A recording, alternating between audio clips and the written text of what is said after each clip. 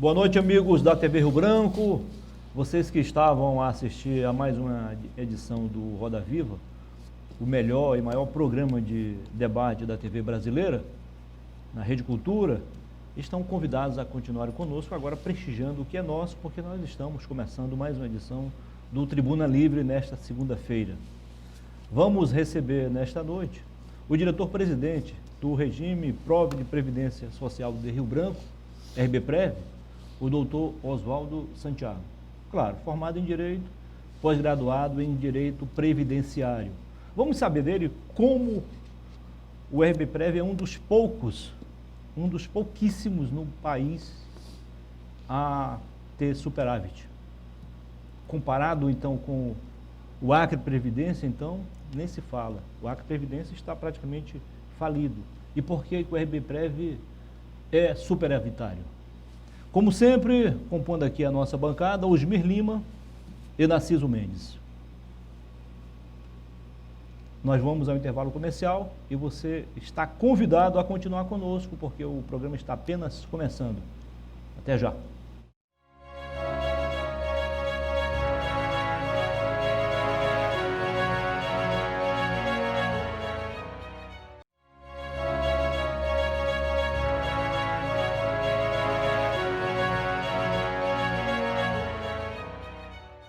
Voltamos agora em definitivo com a primeira parte do Tribuna Livre desta segunda-feira, aqui na sua TV Rio Branco, canal 8.1. Como eu falei agora na abertura, nós temos o prazer de receber hoje aqui para debater conosco o diretor-presidente do RBPrev, o doutor Oswaldo Santiago. Seja bem-vindo, superintendente. Prazer recebê-lo aqui no programa. Muito obrigado, você, Muniz, o doutor Narciso Mendes, aqui, o meu conterrâneo Osmir Lima, lá de Cruzeiro do Sul, por essa oportunidade de aqui estar, né? Primeiramente, lógico, agradecendo a Deus, para a gente poder debater e responder algumas perguntas aí dentro daquilo que for possível e que a gente saiba. Boa noite, Osmir Lima. Boa noite. Boa noite, doutor Narciso Mendes. Aqui já vai o meu primeiro protesto. Diga. Porque aqui a maioria dos convidados desse programa são de Cruzeiro do Sul. Isso é uma homenagem aos Osmir? Pergunte ao Osmir. Eu responderei com a maior tranquilidade. Cruzeiro do Sul, maior índice de inteligência do Estado. É mesmo, né? Isso é uma coisa natural, então, que eles procurem as pessoas mais inteligentes para enriquecer o programa. Tá bom. E aí, doutor? Você sabe que nossa educação, lá em Cruzeiro, a educação europeia. Padres. Europeia, porque nós fomos colonizados lá quase pelos alemães. Ok? Está satisfeito? O que é que... Não, tá bom. Tá bom. Quiser falar mais alguma coisa depois, já me procura no particular. Doutor Narciso, pode fazer a primeira pergunta para o nosso convidado. Eu gostaria de perguntar ao doutor Oswaldo uma questão que o mundo ainda não respondeu. É o futuro dos aposentados, dos pensionistas. E pelo que me consta, e o Muniz já chamou a atenção na abertura do programa, que a nossa previdência social no nível do Estado está praticamente falida, com um déficit anual de 1 trilhão de reais. É do Estado. A do Estado. E comenta-se que a situação da Previdência do município de Rio Branco ainda se mantém mais ou menos estável. Isso é verdade? Sim, senhor. Todos os institutos de previdência, para que eles funcionem bem, tem que ter dois equilíbrios. O equilíbrio financeiro e o equilíbrio atuarial, que é proveniente das ciências atuariais. Quando se faz os estudos de impacto, são calculados aí para 70 anos para frente. Mas num país igual o nosso, Brasil, que nunca teve um controle estrito, um longo controle, digamos assim, de pelo menos 10 anos de economia e inflação, causa tudo isso. Aliado também a diversos institutos de previdência que foram criados no Brasil, de diversas categorias de trabalhadores. Por exemplo, nós temos aqui o regime geral, né? Quando a gente fala em regime geral, fala-se de INSS, e quando a gente fala de RPPS, que é regime próprio de previdência, é os estados e municípios, que são 2.157, somando tudo, dos 5.572 municípios que o Brasil tem. Inclusive a Tricom, né, fez através da portaria, acho que é 1467, para que não se criasse mais nenhum regime de previdência no Brasil. Então, o segredo disso tudo era, por exemplo, você pode ver que os países que têm longo controle de economia e de inflação, praticamente não fazem reformas previdenciárias, porque lá é feito um estudo de impacto e as coisas são calculadas aí para mais de 20 anos para frente. Nos casos dos Estados Unidos, 70 ou 100 anos. Então, aqui no Brasil, nós temos essa doença, né? Que a gente vê alguns períodos, por exemplo, como foi no ano 71, que foi o período mais fértil que o Brasil já viveu, no início do governo militar, ali, há 8, 9 anos, que foi no governo Emílio Garrastazu Médici, né? E depois, na elaboração e implantação do Plano Real. Inclusive, nós fomos, entre esses 2.156 institutos de previdência, o RBPrev foi selecionado para participar do programa Previdência Sustentável, que é da CNM, cujo o patrono disso aí é o doutor Leonardo Rolim, que não foi nada não, mas ele foi ministro no governo Dilma e no governo Bolsonaro, quer dizer, ele foi ministro dessas pastas em 2 governos antagônicos. Então é sinal que ele sabe de alguma coisa, né? Espero ter... Aliás, né, doutor, que seria o antagônico, né, doutor? Seria. Oswaldo, Era para ser, né? você nos informou que a receita do RPrevi, né? RBPrev. Seria de 25 milhões a receita. E no momento, vocês estariam gastando aí com aposentadorias e pensões 7 milhões. Isso aí Né? também acresce-se também aos gastos para manter o Instituto. Sim, as despesas administrativas. Sim. Eu pergunto o seguinte, você disse que tem um estudo atuarial. Dentro desse estudo, qual a previsão de começar ou não a ter problemas financeiros? Porque, por enquanto, tem poucos aposentados, né? São quantos aposentados tem? Nós temos...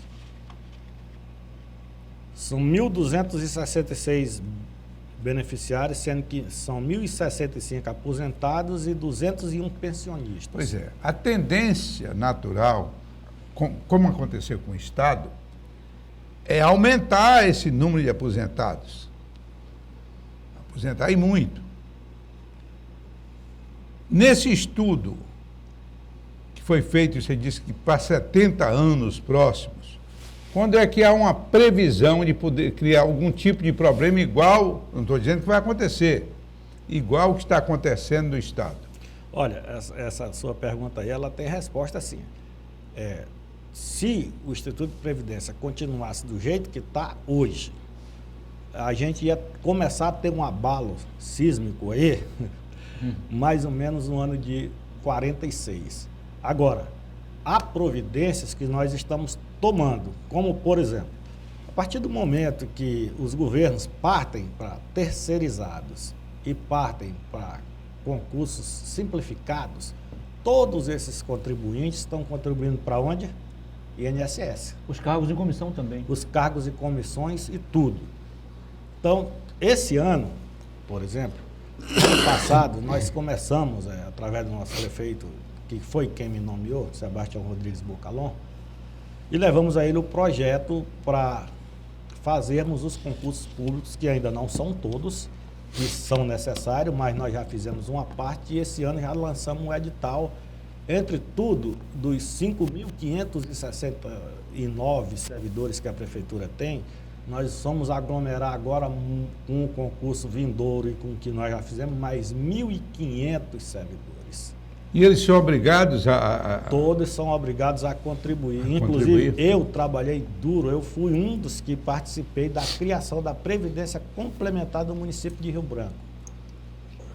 E que é esse está naquela gama daqueles que ganham acima do teto, porque a emenda 103, que não foi a única que foi feita hoje, diga-se de passagem, a nossa Constituição, inclusive vocês dois foram deputados constituintes, eu lembro muito bem, no dia que promulgaram aquela Constituição, em 5 de outubro de 1988, já existia 20 emendas prontas, porque a nossa Constituição assim permite. Aquilo que não é cláusula pétrea, até ali pode ser emendado, desde que aumente e não retire. Isso está disciplinado no processo legislativo, nos artigos 59 ao 69 da Constituição Federal. Mas, como eu conversei com o doutor Rolim, nada impede que se faça uma outra reforma de Previdência no Brasil, se o Brasil não consertar essa questão da economia e da inflação. E a sua pergunta lá atrás eu já respondi. Então, nós temos algumas outras medidas ainda a ser tomadas, no caso, para mitigar, e aí nós vamos equilibrar o nosso atuário, e aí nós vamos ficar equilibrados, porque financeiramente nós já estamos equilibrados. Agora nós precisamos equilibrar o Instituto atuarialmente, porque quase todos os institutos de previdência do Brasil têm déficit atuarial. Qual desses é mais importante? Olha, atuarial ou financeiro? Os dois, eles caminham paralelos. Um depende do outro. São como paralelas de pneu, estão um do lado do outro, entendeu? Então, nós estamos trabalhando algumas medidas. Uma delas é aglomerar concursados dentro da máquina pública. E nós fizemos todo esse estudo de impacto. Inclusive, se a gente conseguir aí um outro mandato, nós vamos tentar aumentar a arrecadação do município para que a gente tenha mais margem de contratação dentro da lei de responsabilidade fiscal. Doutor Oswaldo, o que o Acre Previdência, o Acre do Estado, quais os erros que ele cometeu para entrar no atoleiro em que ele se encontra? Olha, o principal erro do Acre Previdência, porque eu pedi lá no nosso setor de investimento para fazer o cálculo de quando foi tirada aquela primeira verba lá atrás, que, se eu não me engano, foi 40 milhões de reais, e hoje aquele dinheiro estaria em torno de 1 bilhão e 400 milhões. Ele operado, porque nós agora vamos ser, acho que o primeiro bilionário do Acre vai ser o RBPrev. Nós temos o nosso caixa hoje 982 milhões de reais. Hoje? Hoje. Vocês aplicam em quê? Curto, médio e longo prazo? Esse dinheiro, ele é renda fixa e renda variável. Nós somos signatários de um programa chamado Progestão, que aí tem uma palavra americanizada que chama compliance, né? E esse programa, a gente vai ali dentro dele, inclusive agora nós vamos subir de nível nele. E ali a gente tem várias regras para a aplicação desse dinheiro. Esse dinheiro, quando a nossa equipe assumiu o RBPrev, nós tínhamos 555 milhões de reais. Nós assumimos lá no dia 1º de janeiro de 2021. Hoje nós estamos indo a quase 1 bilhão de reais. O nosso site está aí.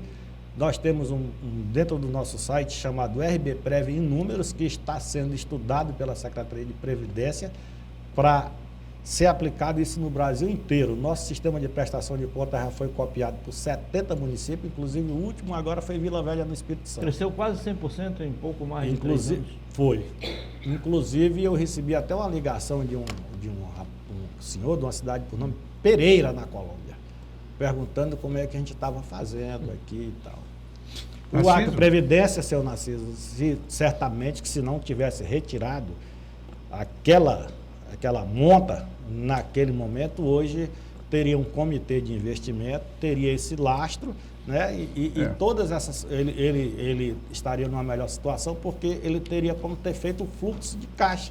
Não foi nem retirado. A Assembleia Legislativa do Estado extinguiu O fundo, né? o fundo. E esse dinheiro que estava lá passou para o governo do Estado. No erro clamoroso, né? Clamoroso. Até no compromisso de construir habitações para os funcionários, né? Exatamente. A mensagem Exatamente. enviada à Assembleia. Na época, na verdade, foram só 17 milhões da época. Essa jogada. A Previdência sustenta. Doutor Oswaldo, Não, 17 milhões não, já foram muito mais. Muito mais, né? Muito mais. Doutor Narciso, o senhor faz a pergunta no outro bloco, pode ser? posso? Nós vamos ao intervalo comercial e voltaremos em instantes com a segunda parte do nosso programa de hoje. Até já.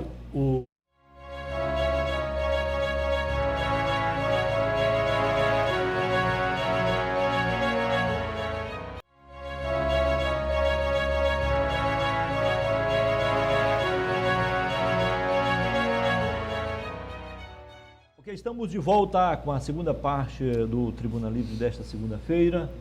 Mais uma vez, muitíssimo obrigado pela sua audiência. Você da capital e também você do interior. Você é de Bujari, de Quinari, de Porto Alegre, de Capixaba, Plácido de Castro, Acrelândia, parte de Sena Madureira. Nesses municípios, vocês nos prestigiam diretamente pelo canal 8.1. Nas demais cidades acreanas, vocês nos prestigiam pela NET, HDTV, canal 15, ou pela internet, por meio do portal orriobranco.net e ainda pelo nosso canal no YouTube, O Rio Branco. Siga-nos nas redes sociais, @ORioBranco. Doutor Narciso, pode fazer a pergunta. Mas antes dele perguntar, deixa eu fazer uma pergunta para ti, Narciso. Não te leve a mal, não. Mas quantas aposentadorias tu tens? Eu sei duas. Tem alguma extra? Sim? Demorou muito para responder, né? Não, então não precisa responder, não. Faz a pergunta para ele. Mas vou lhe responder. Sim. Eu não tenho nem a metade das aposentadorias que você tem. Pronto. Pronto, está respondido. Doutor Oswaldo, a tecnologia avançou a tal ordem que no ano de 1950, há 70 anos atrás, a faixa etária dos brasileiros era 52 anos de vida. 52 anos de vida. E naquele mesmo ano, o Brasil tinha uma população de 50 milhões de habitantes. De lá para cá, o avanço da medicina, do bem-estar social, queira-se ou não queira, houve uma melhoria do bem-estar social, Sim. se não o desejável. Saneamento, etc. Hoje nós somos 220 milhões de brasileiros com expectativa de vida de 75 anos de idade. O que é que isso representa? Naquela época, o elemento trabalhava 30 anos e vivia mais 5 aposentados. Trabalhou 30 anos, contribuiu 30 anos e para sacar 5 anos. Hoje, eu tenho um amigo aqui no Acre, que eu vou omitir dizer o nome dele. Ele tem 80 e poucos anos de idade, quase 90. Está falando comigo, não? Não, mas bem pertinho de Tu você. só tem 78, rapaz. Mas, Que ele aposentou-se aos 50 anos, contribuiu 30 e já se favoreceu da aposentadoria 40 anos. Então, esse sistema é falido pela própria natureza, ou não? Narciso, Olha, tu estava falando comigo. É porque é o mesmo caso. Doutor, Deixa eu mas o senhor sabe que dizer-lhe são uma exceções, né? Se ele põe a carapuça ou o boné na cabeça, o problema doutor, o senhor tem razão, mas são exceções, né, doutor? Tem. O senhor tem razão, só que são exceções. Deixa- Mas é porque eu Deixa eu comecei a dizer- trabalhar cedo. Só um minutinho.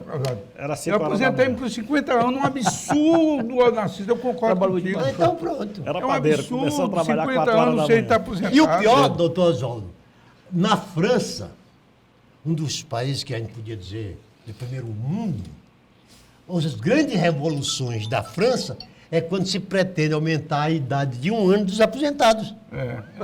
Quer dizer, há uma oposição ferrenha contra Atende aí, diz pra contra a nós, que adequação eu da idade dos aposentados. Eles querem fazer a política do bem-estar social sem dinheiro.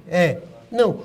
estão usando a política, a previdência social, para fazer política partidária e política eleitoral. Isso. Primeiramente, doutor Narciso, eu gostaria de dizer a vocês que o sistema previdenciário de contribuições, ele foi inventado na Alemanha pelo Erich von Bismarck. É. E ele é um sistema de uma pirâmide.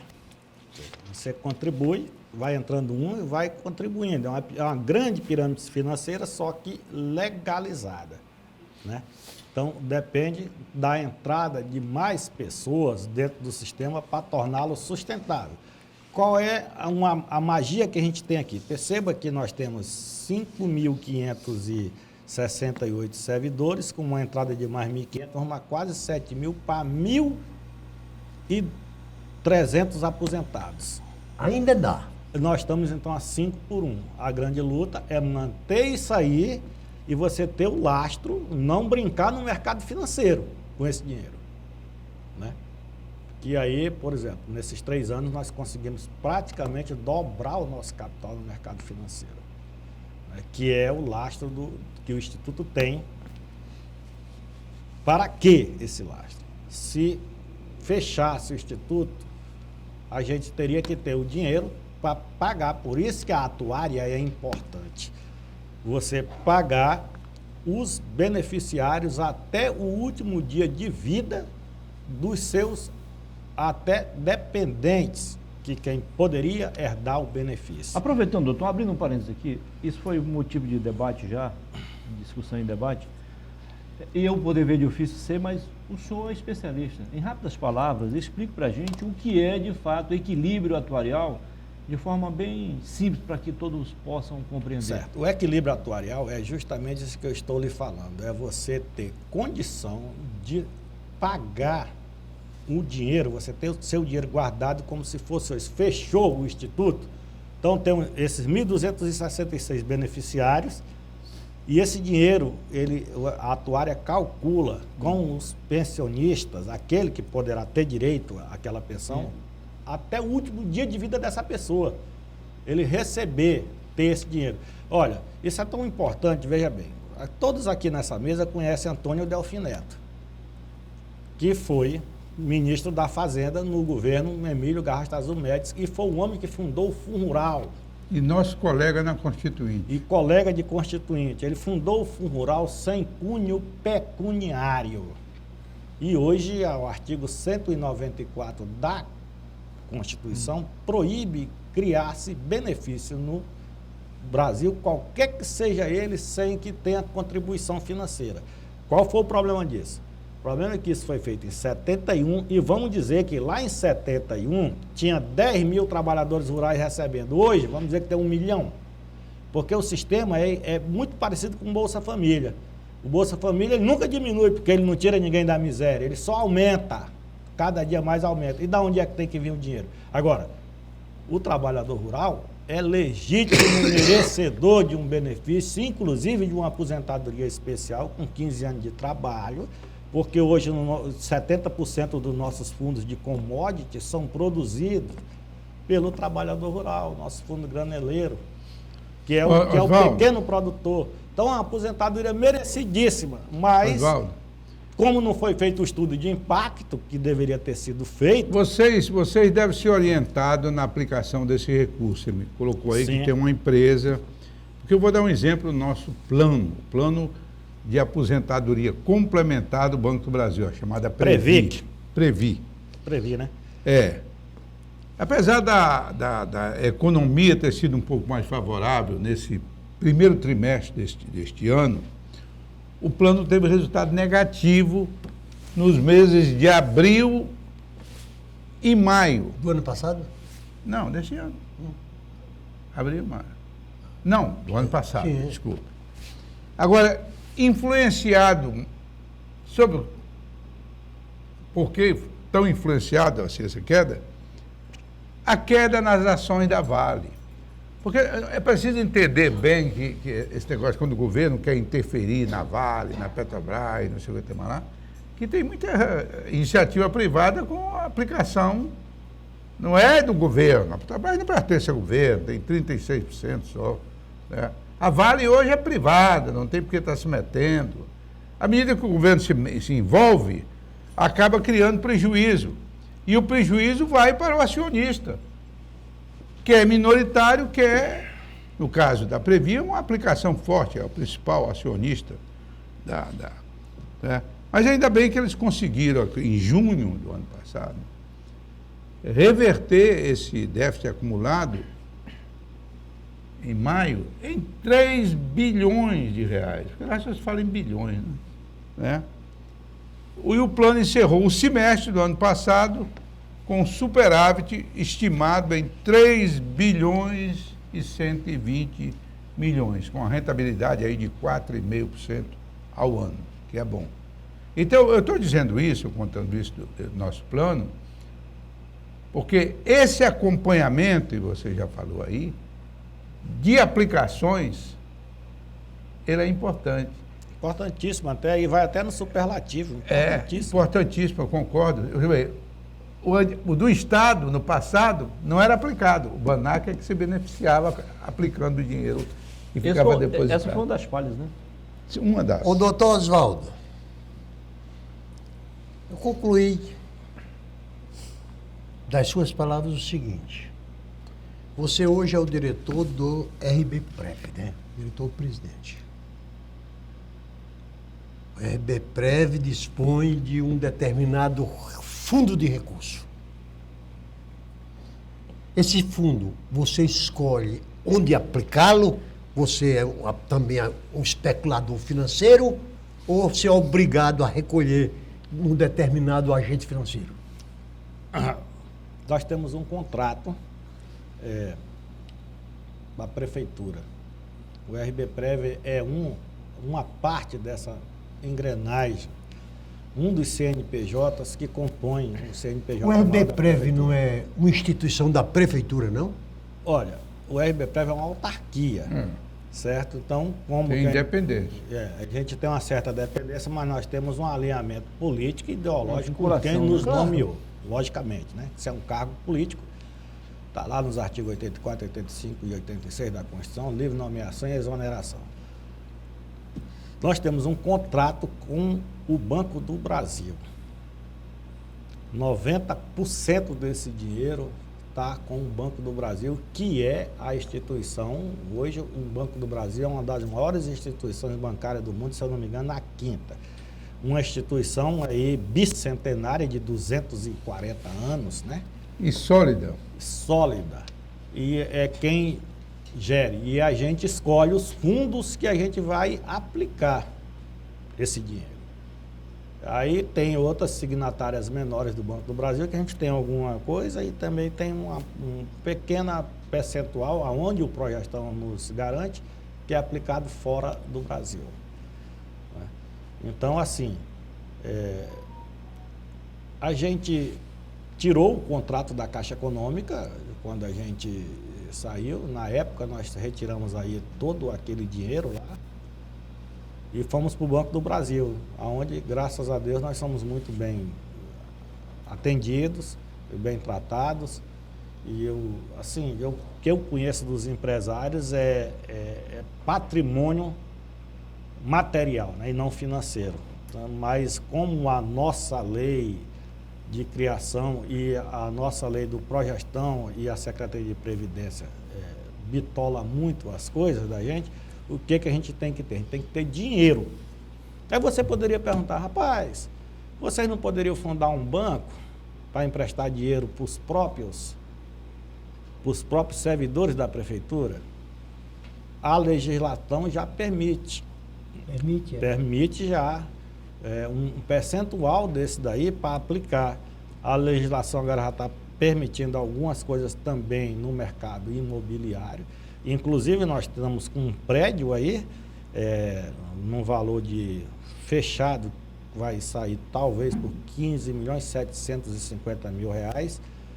Eu ouso dizer que esse prédio vai ser, eu tenho andado muito pelo Brasil, eu ouso dizer que esse prédio vai ser um dos prédios mais imponentes da municipalidade no norte e nordeste do Brasil, e com eles nós vamos faturar, porque nós vamos alugar diversas salas dele, vamos alugar para a própria municipalidade, né? E assim a gente vai reforçar o nosso caixa mais ainda. Por exemplo, nós temos um programa lá que é o Comprev, que é o Sistema de Compensação Previdenciária. Cidadão se aposentou com 35 anos de contribuição, porém contribuiu 5 anos para o RBPrev e ficou 30 anos no INSS. Nós estamos reavendo esse dinheiro. O INSS nos devia 170 milhões, nós já recebemos quase 100 milhões. E somos um dos poucos institutos no Brasil que estamos recebendo esse dinheiro. Porque nós partimos para cima, aqui em Rio Branco, é que ali, o Muniz sabe, o pessoal quase aqui não me recebe ninguém do governo, mas lá em Brasília eu sou recebido, e muito bem recebido. Aonde a gente vai em congresso por aí, a gente fala com o governador, já conversei com o Zema, já conversei com o Carlos Massa Filho e muitos outros, porque lá o assunto é tratado diferentemente. Por exemplo, você vê como está sendo gerido o Instituto de Previdência do Estado de Rondônia, o IPERON, que tem 2 bilhões e 300 milhões de reais em caixa. O Manaus Prev tem mais de 8 bilhões de reais em caixa.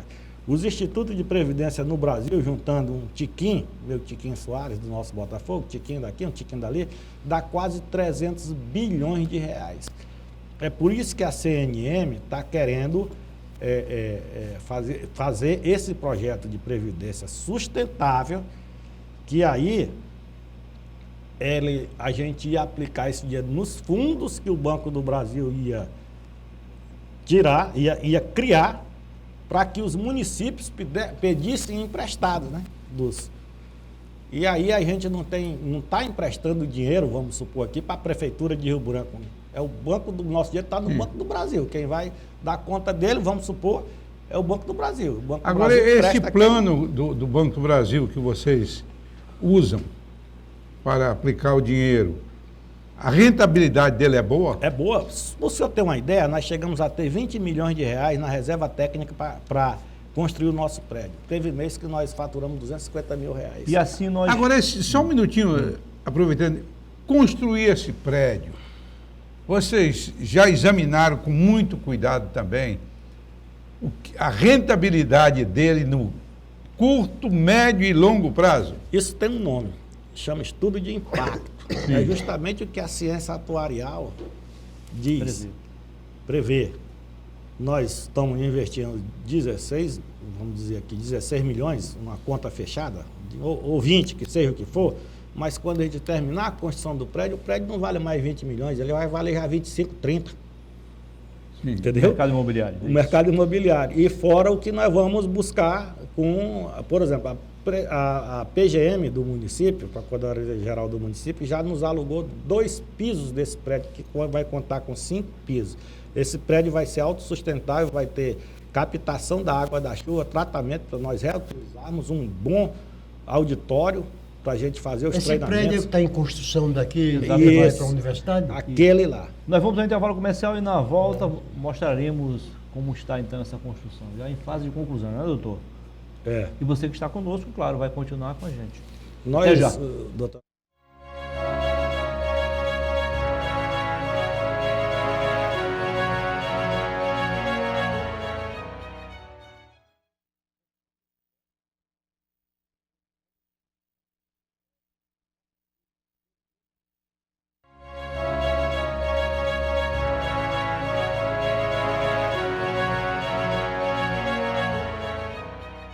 Ok, estamos de volta com a terceira e última parte do nosso programa de hoje. Tribuna Livre aqui na sua TV Rio Branco, canal 8.1. Registramos aqui a presença da doutora Vanusa Reis, procuradora do RBPrev. Cadê a doutora? Na saidinha, né? E ainda o Christopher, agora acertei, viu, Christopher? É isso? E você é o? É o André, também é assessoria aqui. Chefe do setor de transporte. Sempre setor de transporte. Sejam bem-vindos, ok? Meu amigo Márcio Nunes, vamos movimentar a câmera? Daqui a pouquinho a gente vai tentar mostrar o vídeo aqui, mandei lá para o Macedo, ele já está baixando, para mostrar como é que vai então essa obra, está em fase de conclusão já. Como sempre, estamos aqui com a presença do caricaturista, cartunista, Daniel Cabral, o Dan, dando os ajustes finais aí na caricatura do Dr. Oswaldo Santiago, nosso convidado de hoje, ele que é o diretor-presidente do RBPrev. Osmi, era você que estava com a palavra, não é isso? Ou não? Era o doutor Narciso? Não posso usar. Ah. O Narciso tem falado muito. Não, mas eu Está perdoado. Não, eu gosto de ouvir você. Entende? A questão da previdência de vocês não é previdência complementar, é a previdência porque lá os funcionários da prefeitura são estatutários, não é isso? Certo. Então vocês pagam toda a aposentadoria que eles têm direito, né? Eu fiz uma pergunta, mas creio que ficou ainda sem uma resposta objetiva. Você me falou a quantidade de recursos que tem hoje o RBPrev. Você falou que estão gastando uma parte no imobilizado. E sabe que imobilizado não ganha dinheiro. Apesar de você estar afirmando que vão alugar, que pode. Não sei se dá rentabilidade, a mesma rentabilidade da aplicação financeira, né? Não sei se já fizeram esse estudo aí. Segundo os especialistas no mercado imobiliário, dá muito mais. Dá muito mais do que dá a muito aplicação, mais, é? né? Engraçado. Depois se você quiser conversar com esse cara. Tem que investir. Então, eu volto a insistir. Você não vê no futuro, mesmo a longo prazo, nenhum problema financeiro para a RBPrev. Osmi, nós temos algumas coisas ali que nós temos que fazer. A última medida teria que ser a reforma da Previdência. Mas o que nós temos outras coisas que serão feitas para equilibrar isso aí. Como, por exemplo, a entrada de novos concursados, a entrada de novos... Desculpa interromper rapidamente, você prossegue. Com quantos anos um funcionário se aposenta na prefeitura de serviço? É por serviço ou é por idade? Não. A antiga contribuição de tempo de serviço, ela acabou, né? Sim. Ela não tem mais. Agora é tudo idade. Se for professor, 55 anos, porque nós não fizemos a reforma. Sim. O que nós fizemos foi atender parte que a 103 pediu, né? Então isso aí nós estamos em dias, que foi fazer a previdência complementar, né? Para aqueles novos concursados que entrarem, vão contribuir aos que ganharem acima do teto do regime do INSS. Nem todo mundo sabe o que a gente está falando. O que é a 103? Explique para a gente. A 103 foi a chamada PEC da reforma da Previdência, que foi feita aí no governo Bolsonaro. Seria uma adequação, Jair né? Messias Bolsonaro. É a PEC da bengala, não? Não, é outro. O PEC da Bengala é outro, da idade, com relação a... Assim, olha, vocês estão falando de compulsória, leis aí, né? eu vou dizer, o Brasil teve 7 constituições. A única constituição que trouxe uma preocupação expressa com a Previdência foi justamente essa que vocês dois trabalharam. Que antes não tinha, era tudo na Lei Eloy Chaves, Lei 8.213, Lei 9.032. Agora não, agora tem uns artigos, por exemplo, o artigo 40, que ele foi totalmente reformulado pela PEC 103, que é o artigo que rege os institutos de previdência. Então, assim, se a gente tomar as medidas necessárias, que seria essa daí, que seria mais futuramente, por exemplo, nós já estamos colocando mais gente para contribuir. Essa é uma das medidas, né? Doutor, todos os servidores do município estão já no regime estatutário? Não são mais seletistas? Todos? Todos os servidores. E os da IMURB? Não. Tem Da IMURB não, tem da IMURB. É uma autarquia, não é da administração direta, né? Não é. Acho. Não é. É indireta. Então, se a gente tomar essas medidas aí, porque nosso grande objetivo, tanto é que nós ainda estamos trabalhando sem a reforma. Tá?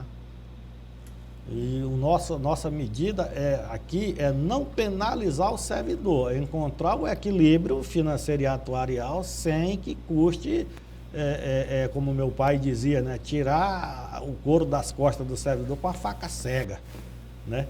Então, assim, porque o servidor é a parte importantíssima, a engrenagem que que toca o serviço público. Mas o objetivo é protegê-lo também, né? É lógico, É. porque Garantir qual o seria a futuro. grande função do Estado? Garantir direito e não retirar direito. Porque o próprio direito em si, quando ele foi criado, ele não foi criado para penalizar ninguém, ele foi criado para garantir direitos. Só que quando ele garante o direito de um, às vezes penaliza o opressor, né? Porque já diz o Thomas Hobbes que o homem é o lobo do próprio homem. Doutor Oswaldo, a linguagem da moda, não neste governo, já há 10, 15, 20 anos atrás, tem sido reforma. Vamos reformar isso, vamos reformar aquilo.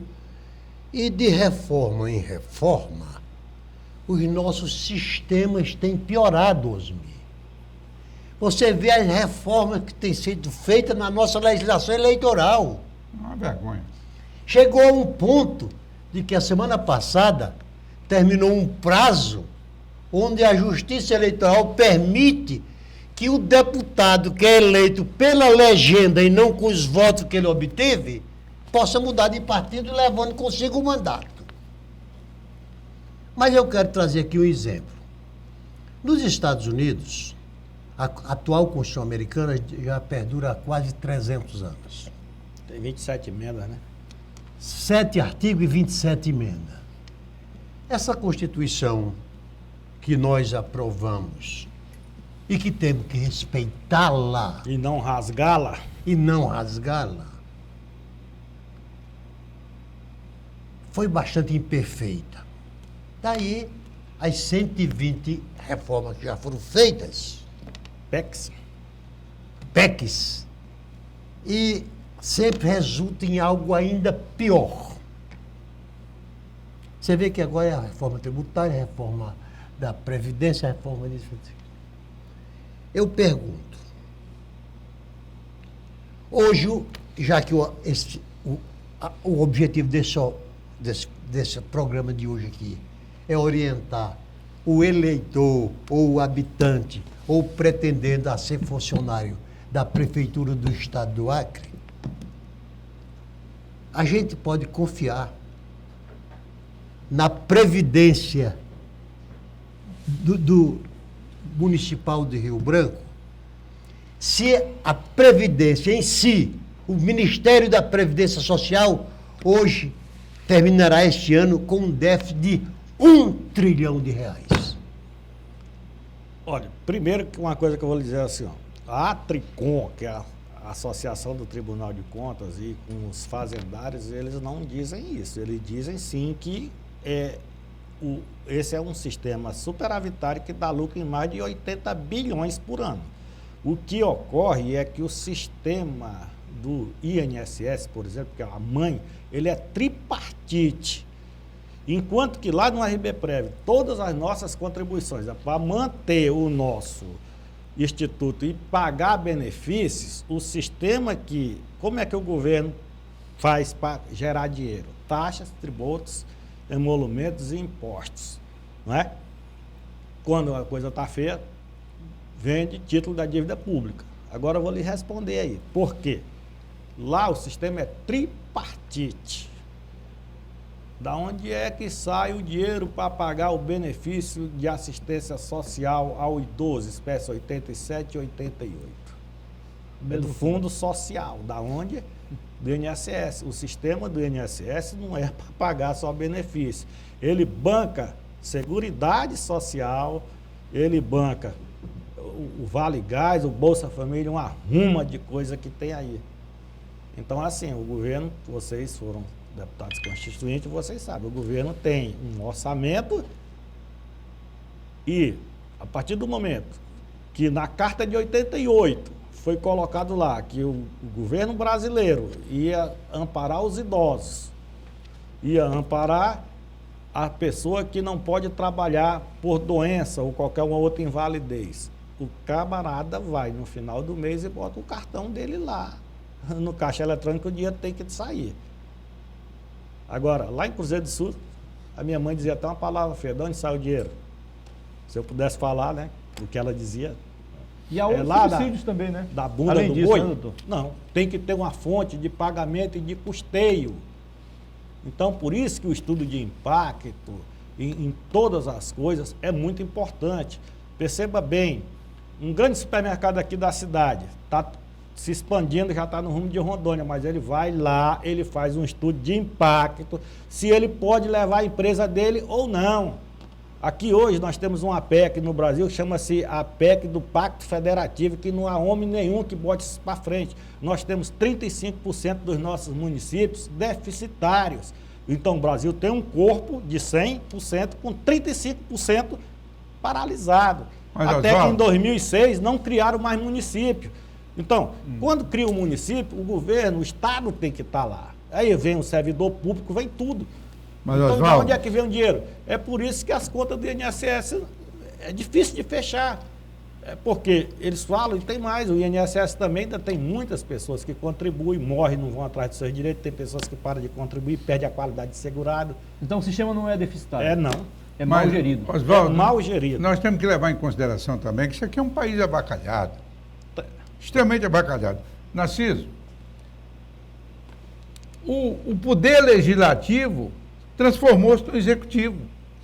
Cada parlamentar recebe 53 milhões por ano. É um absurdo. Quer dizer, todo dia no jornal está o parlamentar, entrega para a prefeitura, para a construção de não sei Entrega o quê. obra. Ou obra para a prefeitura. Entrega. Isso não é papel de legislativo.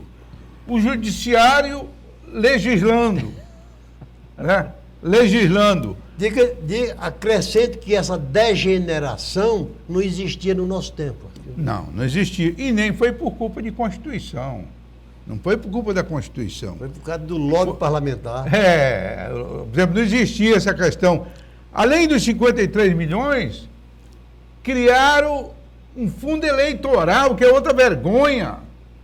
O contribuinte bancar a campanha política de deputado. Não bastasse o fundo partidário?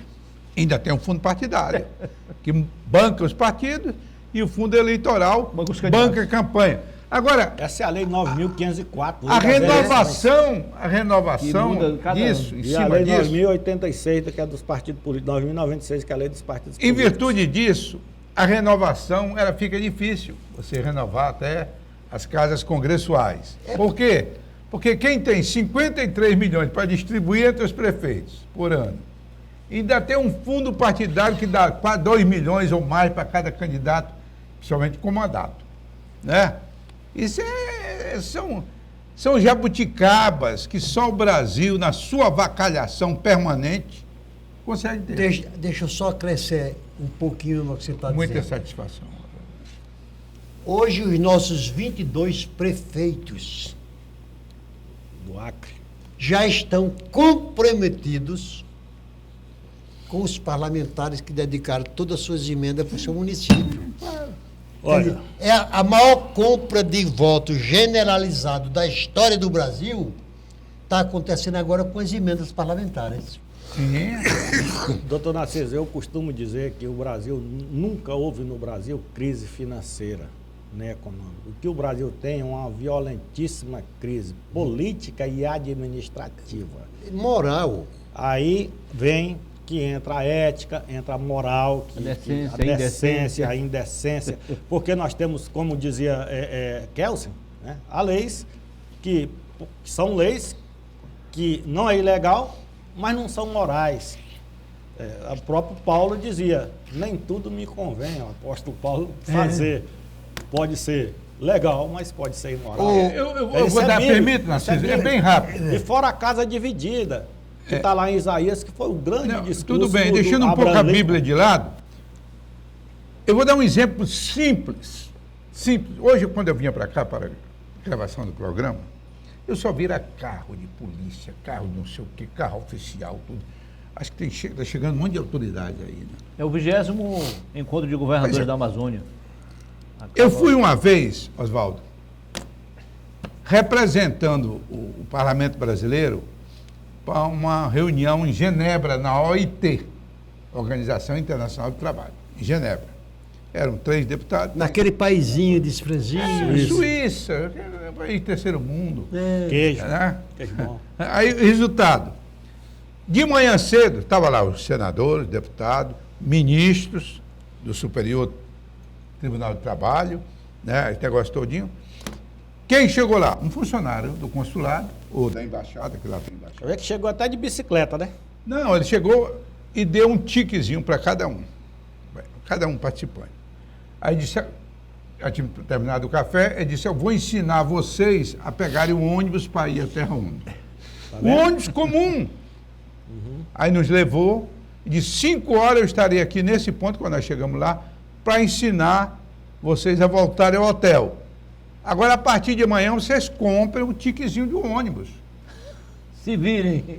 E desapareceu. Aqui não, veio de primeiro, agora até diminuiu, viu uma figura de 4º escalão, aí tinha aquele monte de carro esperando, que autoridade importante está chegando aí. Vendo uma parada policial também. Isso é coisa de republiqueta, pô. Aí, Olha, nessa brincadeira, além da concentração de recursos em Brasília, onde o prefeito é obrigado a se deslocar, os secretários são obrigados a deslocar, qual é o custo disso? Altíssimo. Qual é o custo de diária de passagem num estado como o nosso? Replica nisso aí em 5.572 municípios que tem o Pois nosso Brasil. exatamente. Se o Não dinheiro... tivesse proibido lá em 2006, eles estavam criando nos Mais, Estados tinha Unidos, mais de 6 mil. Japão, para criar um município é 150 mil habitantes, 50 mil habitantes. Mas Oswaldo, só para concluir, se o dinheiro tivesse, como é o ideal, no município, que é onde mora o cidadão, isso não aconteceria, diminuiria muito os custos de viagem. Mas interessa ao presidente, ou quem tiver de plantão por lá, né, o presidente de plantão, que essa concentração seja lá para governadores e prefeitos ser eternos pedintes da República. É o Pires, né? A lei do Pires, Então é não. complicado isso. Na minha última participação aqui no programa, já está terminando. Terminando. Não é hoje só, né? A última hoje, né? Hoje. É hoje. Ah, sim, pensei que ia abandonar o programa. Eu quero me reportar à doutora Vanusa Reis, que está ali, Procuradora. nos espiando, É. nos observando. E algumas vezes até com um olhar meio crítico, eu notei. A razão da nossa péssima representação política. Doutora Vanusa, 53% dos eleitores brasileiros são mulheres. 47% homens. Você chega no Senado da República, tem 70 e tantos homens E 10 mulheres. e no máximo 10 mulheres. A mesma correlação Na Câmara. existe na Câmara Municipal, nos governos. E na Câmara Federal. Aí eu pergunto. Depois, a senhora responde para ele e na outra vinda sua aqui você traz a resposta que ela lhe deu. Aham. Porque a mulher hoje se omite em participar da atividade política, que na realidade, e nós somos obrigados a reconhecer, Osmi, que as mulheres são mais prudentes do que os homens. Eu diria mais honesto. É mais honesta também. Isso. Ô, Jimmy, O suas considerações o finais. artigo 14 da Constituição, lá no parágrafo 4º, fala que é 70% e 30%. Lá ele não diz que tem que ser 70% de homem e 30% Não, de Ali é mulher. o de mínimo, gênero. Ali é o De mínimo. gênero. Você pode ter 70% de candidato. É. De mulheres. mulher. É. Ô, Jimmy Exatamente. Lima. Não, para mim foi um prazer eu voltar a falar com o nosso conterrâneo, competente advogado e competente presidente da RB Prev, né? E eu vou até me reportar que o que o Narciso disse. A nossa educação de primário, ginasial, foi toda com padres e freiras alemãs, não é isso? Isso. Né? Então eles já Irmãos haviam, maristas. haviam com outra cultura, Narciso, entendeu? E é por isso que o Cruzeiro do Sul se destaca pela inteligência, pela etc e tal. Um prazer te rever, conterrâneo. Eu queria aqui também agradecer à mesa. O doutor, Mas viu, doutor, ainda há tempo. Rapidinho, Almeida. Ô, Macedo, por gentileza, o vídeo. O tão sonhado vídeo se tornou realidade. Ainda não foi agora.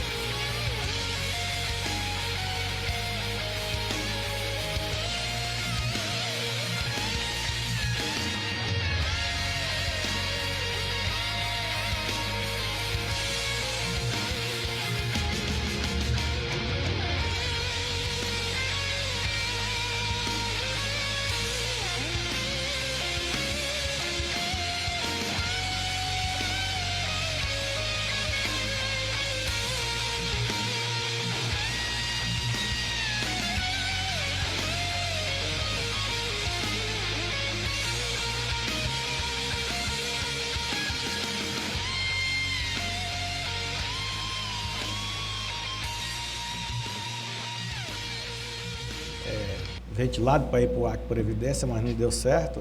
Deu certo lá no Parabéns pelo trabalho e muito Graças obrigado pela a Deus. entrevista. Daniel Cabral, vem para Graças cá, a Deus. por gentileza. Aí, doutor, uma homenagem, uma lembrança do programa ao nosso convidado. Isso aqui eu vou fazer um quadro, viu, Daniel? A obra de Daniel Cabral, Olha aí. estampada aí no papel. Olha aí. Gostou, doutor? Gostei. Achei Vai muito ficar lá no bonito. gabinete? E eu queria mostrar aqui também, aproveitar e mostrar Isso. essa plaquita Aí. aqui, que são 2.156 institutos de previdência no Brasil. Reconhecimento em nível nacional. Em nível nacional, o ano passado nós ficamos em 6º lugar em investimento. E vamos concorrer esse ano de novo. Esse aqui é a ABPEM, que é a Associação Brasileira dos Institutos de Previdência dos Estados e Municípios. E o ano que vem, esse ano nós estamos concorrendo e a gente espera não mais ficar em 6º, Subiu um pouquinho. baixar mais, né, para 2º, 3º. Ah, sei lá. tá, é pequena. O Narciso não se despediu ainda não. Tu vai abandonar o Narciso? Não, ele se despediu, mas... Já. Pode... Já? Já? Já. Foi tão rápido que eu nem Fiz vi. até um apelo Foi? feminino para Foi. que as mulheres... Ele se despediu Entre. com apelo, foi. Ah, foi, é. Exato. E a você que esteve conosco, muitíssimo obrigado pela audiência. Boa noite. E até a próxima segunda-feira, se Deus quiser, com mais um bom programa, com mais um tema de seu interesse. Que Deus nos conceda uma semana de paz, de harmonia e de prosperidade. Boa noite. Vai ser exibido.